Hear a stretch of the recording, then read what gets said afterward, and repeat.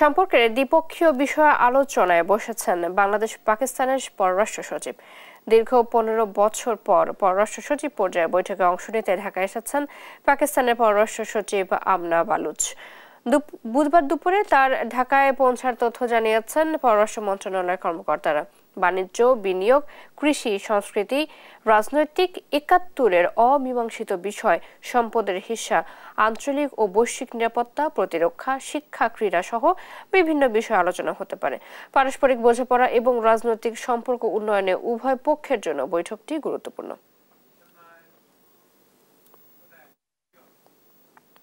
বাংলাদেশ ও পাকিস্তানের পররাষ্ট্র সচিব পর্যায়ে বৈঠক চলছে রাষ্ট্রীয় অতিথি ভবন পদ্মায়। এই নিয়ে আরো জানাতে আমাদের সাথে যুক্ত হচ্ছেন সহকর্মী জান্নাতুল মোহনা। মোহনা, বৈঠক নিয়ে জানাবেন সবশেষ খবর।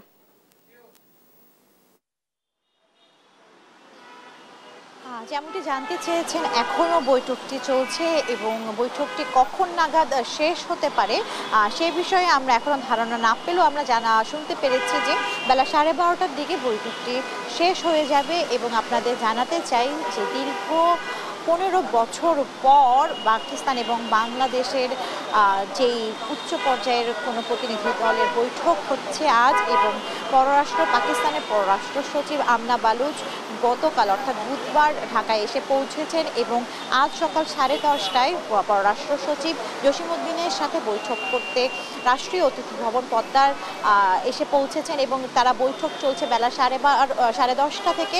এবং আপনাদের জানাতে চাই যে আওয়ামী লীগ সরকারের যেই আওয়ামী লীগের টানা প্রায় 15 বছরের এই শাসন আমলে যখন যুদ্ধাপরাধীদের বিচার, আঞ্চলিক রাজনীতি সহ বিভিন্ন বিষয়ে কারণে ইসলামাবাদের সাথে আর কি সম্পর্ক স্তীমিত ছিল ঢাকার। তারপর ছাত্র জনতার অভ্যুত্থান হয় এবং গত 5 আগস্ট শেখ হাসিনার সরকারের পতনের পরে দেশ পরিচালনার দায়িত্বে আসা ডক্টর মোহাম্মদ ইউনূসের নেতৃত্বাধীন অন্তর্বর্তী সরকার পাকিস্তানের সঙ্গে সম্পর্ক স্বাভাবিক এবং গভীর করার উদ্যোগ নিয়েছে। সেই প্রেক্ষাপটের থেকেই যে অতীতের একটি টানাপোড়েন ছিল তা পেরিয়ে পাকিস্তানের সাথে বাংলাদেশে যে স্বাভাবিক সম্পর্ক চাওয়ার কথা আমরা ইতিমধ্যেই শুনেছি।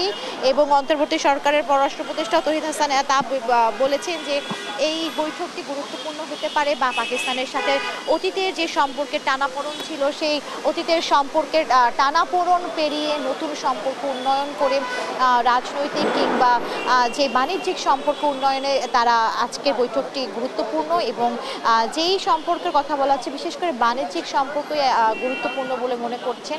এবং পাকিস্তান বাংলাদেশের আমরা জানি যে সরাসরি ফ্লাইট চালুর ব্যাপারেও কথা রয়েছে।